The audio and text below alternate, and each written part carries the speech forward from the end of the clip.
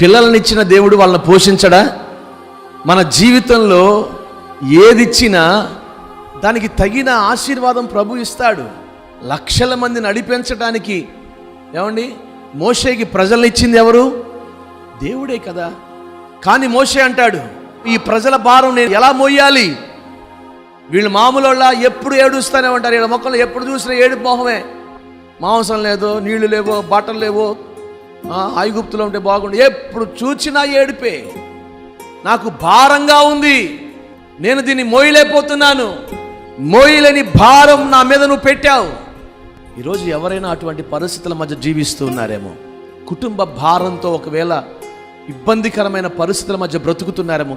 నిజమే, ఈరోజు కుటుంబం భారంగానే ఉంది, ప్రజలు నడుపుకోవడం భారంగానే ఉంది, ఇద్దరు పిల్లల్ని పెంచుకోవడమే భారంగా ఉంది, స్కూల్ ఫీజులు పెరిగాయి. ఏమండి, ఒకప్పుడున్న పరిస్థితుల కంటే ఇప్పుడు అన్ని భారంగానే మారిపోయాయి. నువ్వు ఏ భారాన్ని భరిస్తూ ఉన్నావో నా ప్రభు చెప్తున్నాడు, నీ బరువును నేను తొలగిస్తాను.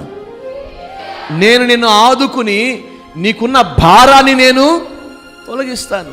నా మీద ఎందుకు పెట్టావు, నేను కన్నానా, పెంచానా, ఇవన్నీ సనుగులు సంశయాలు అవసరంలా. మోషే వలే విసిగిపోయాడు మోషే, భక్తుడే, కానీ జీవితంలో కలిగిన పరిస్థితులకు విసిగిపోయి నా మీద ఎందుకు పెట్టావు ఈ భారం, ఒంటరిగా నేను వీటిని నడిపించలేను.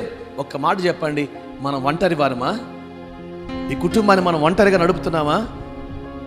మన ఉద్యోగం ఒంటరిగా చేస్తున్నామా? మన వ్యాపారాలు ఒంటరిగా చేస్తున్నామా? మనతో ఎవరున్నారు? అయ్యో, ఈ మాట మోషే గుర్తుకు రాలా. ఈరోజు మీలో కూడా అనేకులు ఒంటరిదాన్ని అయిపోయాను, ఒంటరాన్ని చేసేశారు, నన్ను ఎవరు పట్టించుకోవట్లేదు, నన్ను ఎవరు ఆదుకోవట్లేదు, నేను ఒంటరిని, నా ఉద్యోగులను నన్ను ఒంటరిగా చేశారు, నా వ్యాపారాలను ఒంటరిగా చేశారు, నా బంధువులను ఒంటరిగా చేశారు. నువ్వు ఒంటరి దానివి కావు, ఒంటరి వాడు కావు. మనతో ప్రభు అయిన యేసుక్రీస్తు ఉన్నారు.